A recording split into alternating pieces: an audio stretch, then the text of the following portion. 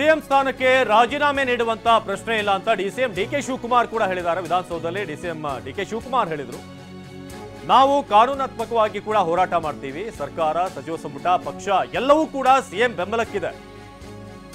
ಕಾನೂನಿನ ಚೌಕಟ್ಟಿನಲ್ಲಿ ಏನೆಲ್ಲ ಹೋರಾಟಗಳನ್ನ ಮಾಡಬಹುದು, ಏನೆಲ್ಲ ಆಪ್ಷನ್ ಇದೆ ಎಲ್ಲವನ್ನೂ ಕೂಡ ನಾವು ಮಾಡ್ತೀವಿ. ಹಾಗೇನೆ ರಾಜಕೀಯವಾಗಿ ಕೂಡ ನಾವು ಹೋರಾಟ ಮಾಡ್ತೇವೆ.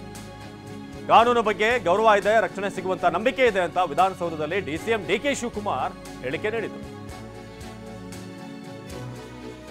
Entire party and including the India Alliance stand united supporting my Chief Minister. We stand by him.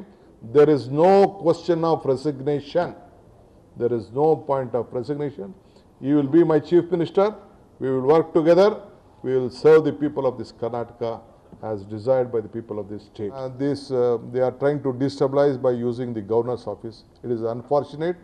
There are various decisions and the constitution, there is a constitution which will help us. No political party or the BJP is trying to destabilize this government.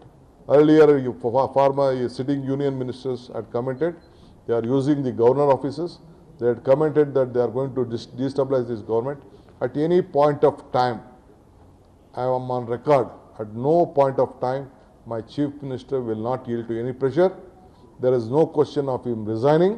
He will continue to stay in the office. We all stand unitedly, the entire party in this Karnataka, the entire legislature of 138 legislators of this house will stand unitedly with him. We support him. He has not done anything wrong. In any of his tenure, no mistake has been done. This is purely a political issue which they are trying, where there is no issue, any issue has been created. I am very sorry to tell that governor's office has been misused by this BJP government. The entire party. MUDA ಹಗರಣದ ಕಾನೂನು ಹೋರಾಟ ಆರಂಭ. ಕಾನೂನು ಹೋರಾಟ ನಡೆಸೋದಕ್ಕೆ ಕಾಂಗ್ರೆಸ್ ನಿರ್ಧಾರ ಮಾಡಿದೆ. ಪಿತೂರಿಯ ವಿರುದ್ಧ ಹೋರಾಟ ಮಾಡೋದಕ್ಕೆ ಈಗ ಕಾಂಗ್ರೆಸ್ ಸಿದ್ಧತೆಗಳನ್ನ ಮಾಡಿಕೊಂಡಿದೆ. ಹೇಗೆ ಲೀಗಲಿ ಫೈಟ್ ಮಾಡಬೇಕು ಈ ಬಗ್ಗೆ ಡಿಸಿಎಂ ಡಿಕೆ ಶಿವಕುಮಾರ್ ಹೇಳಿದ್ರು. ರಾಜ್ಯಪಾಲರ ಕಚೇರಿಯನ್ನ ಬಳಸಿಕೊಂಡು ರಾಜಕೀಯ ಮಾಡಲಾಗ್ತದೆ. I am very sorry to say this.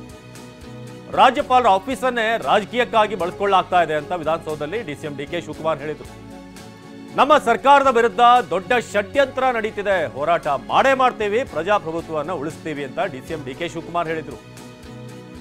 ನಾವೆಲ್ಲರೂ ಸಿಎಂ ಸಿದ್ದರಾಮಯ್ಯ ಬೆನ್ನಿಗೆ ನಿಲ್ತೇವೆ. ಸಚಿವರು, ಶಾಸಕರು ಎಲ್ಲರೂ ಕೂಡ ಸಿಎಂ ಜೊತೆ ಇದ್ದೀವಿ.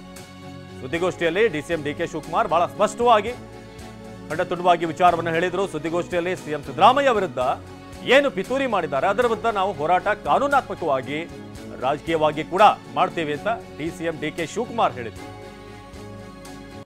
ಗವರ್ನರ್ ಕಚೇರಿನ ಉಪಯೋಗಿಸಿಕೊಂಡು ಬಿಜೆಪಿ ಕಚೇರಿಯಾಗಿ ಪರಿವರ್ತನೆ ಮಾಡಿಕೊಳ್ಳಲಿಕ್ಕೆ ಏನೆಲ್ಲ ಒಂದು ಹುನ್ನಾರ ನಡೀತಾ ಇದೆ, ಇದರ ವಿರುದ್ಧ ನಾವು ಹೋರಾಟವನ್ನು ಮಾಡೇ ಮಾಡ್ತೀವಿ, ಮಾಡಲೇಬೇಕಾಗಿದೆ. ಪ್ರಜಾಪ್ರಭುತ್ವವನ್ನು ಉಳಿಸಲೇಬೇಕಾಗಿದೆ. ಸಂವಿಧಾನವನ್ನು ನಾವು ರಕ್ಷಣೆ ಮಾಡಲೇಬೇಕಾಗಿದೆ. Whatever the notice has been given, whatever the sanction has been given, it is against the constitution and against the law. We all have respect towards the law.